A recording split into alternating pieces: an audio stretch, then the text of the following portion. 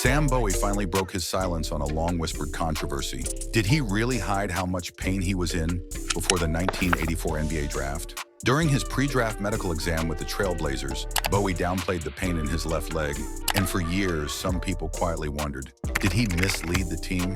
Was it a case of deception, or was he just a young player chasing his dream and doing whatever it took to get drafted? Now, after all this time, we're finally hearing his side of the story. Portland selects Sam Bowie, University of Kentucky.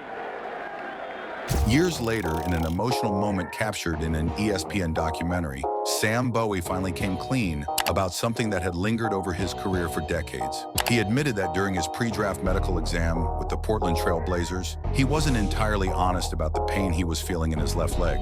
When doctors hit his leg with a mallet, he told them he didn't feel a thing, even though deep down, he knew it hurt. At that point in his life, he was just a young man with a big dream. He'd been through so much already, and he didn't want anything to get in the way of hearing his name called on draft night. But that moment sparked a quiet controversy that followed him for years. Did he purposely deceive the Trailblazers? Was he trying to hide a serious injury just to secure his spot in the NBA? Later on, Bowie told the Oregonian that he didn't mean to mislead anyone. He claimed he didn't lie with bad intentions. He was just doing what he thought he had to do.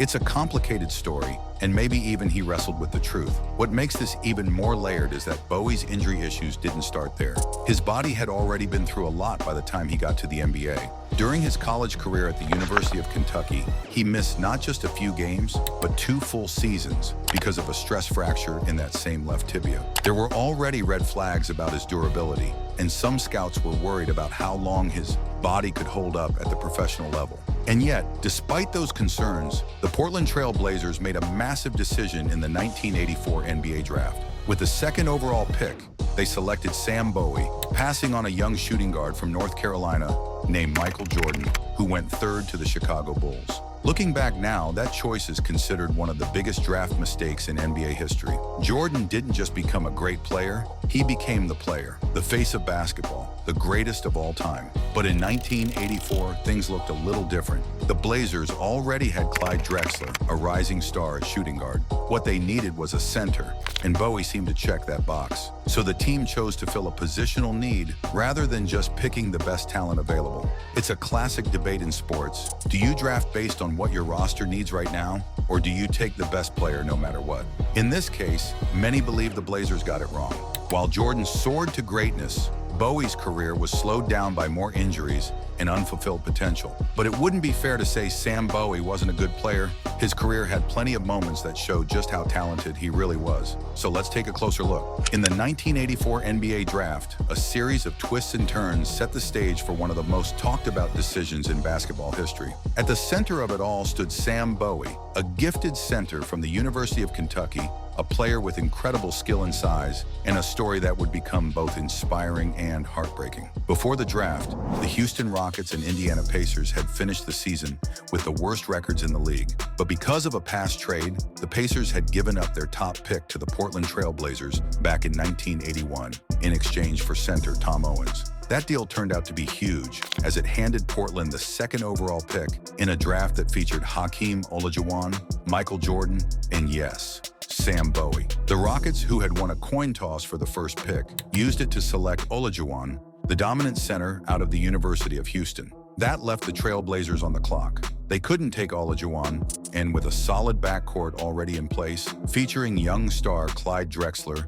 and veteran Jim Paxson, the team wasn't looking for another guard. They were searching for a big man, someone who could finally fill the void left behind when Bill Walton, their franchise center, had left in 1979. That need led them to Bowie. On paper, it made sense. Bowie had great size, skill, and a soft shooting touch for a center. But what complicated things was his injury history.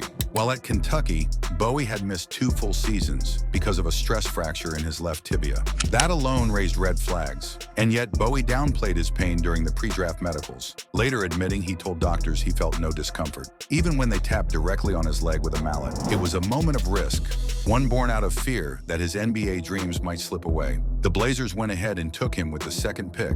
And just like that, Michael Jordan, arguably the greatest player to ever touch a basketball, was taken third by the Chicago Bulls. Years later, that decision would be judged harshly. In 2005, ESPN called it the worst draft pick in North American sports history. That same year, Sports Illustrated labeled Bowie the biggest draft bust ever. But in the moment, it wasn't a reckless choice, it was a calculated one. The Blazers chose for need instead of talent, and history never let them forget it. Still, it would be unfair to paint Bowie as a player who didn't belong. His rookie season with Portland showed promise. He played in 76 games, averaging 10 points and 8.6 rebounds per game. His performance earned him a spot on the NBA All-Rookie team, a sign that maybe, just maybe, the Blazers had made the right choice after all. But then came the injuries. In his second season, disaster struck.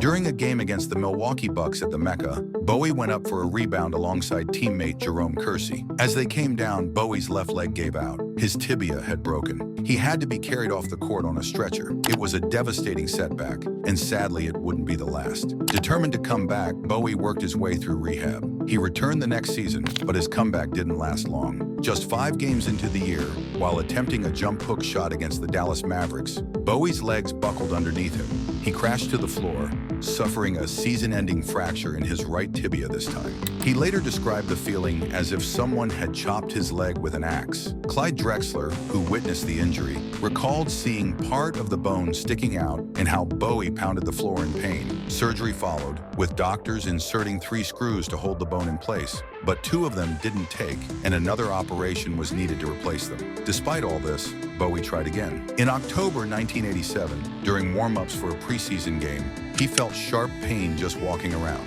He didn't want to leave on a stretcher again, so teammates helped carry him off the court. This time, it was a hairline fracture in the same right tibia. More surgery came, involving a hip bone graft and a metal plate with 10 screws placed in his leg. The procedure sidelined him for the entire 1987-88 season and most of 1988-89. Over his final 4 seasons in Portland, Bowie played just 63 games out of a possible 328. Looking back, Bowie admitted to one big regret: rushing his return too quickly after his second fracture. "You feel like you disappointed Portland," he said. "You're getting paid a lot of money and you can't play." But he never let himself fall into self-pity. "I've never been one to say, 'Why me?' I feel I should have an MD behind my name from all the education I've received from my own cases." On June 24, 1989, Bowie's time in Portland came to an end. He was traded to the New Jersey Nets, along with a draft pick, in exchange for forward Buck Williams. And for the first time in years, Bowie finally got to just play basketball. In New Jersey, his body held up. He didn't miss more than 20 games in a season over his 4 years with the team.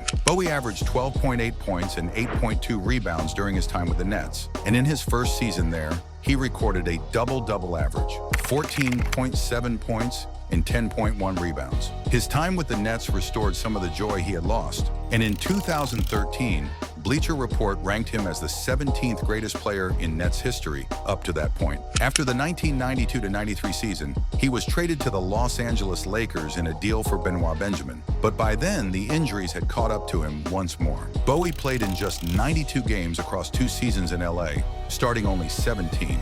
Though Jerry West, then the Lakers' general manager, wanted Bowie to stay, he decided it was time to step away from the game. After the 1994-95 season, Sam Bowie retired from professional basketball. Instead of staying around the NBA, he followed another passion: harness racing, a sport he had loved since childhood. And that wraps up today's video. If you enjoyed it, don't forget to hit that like button and subscribe to the channel. We'll catch you in the next one.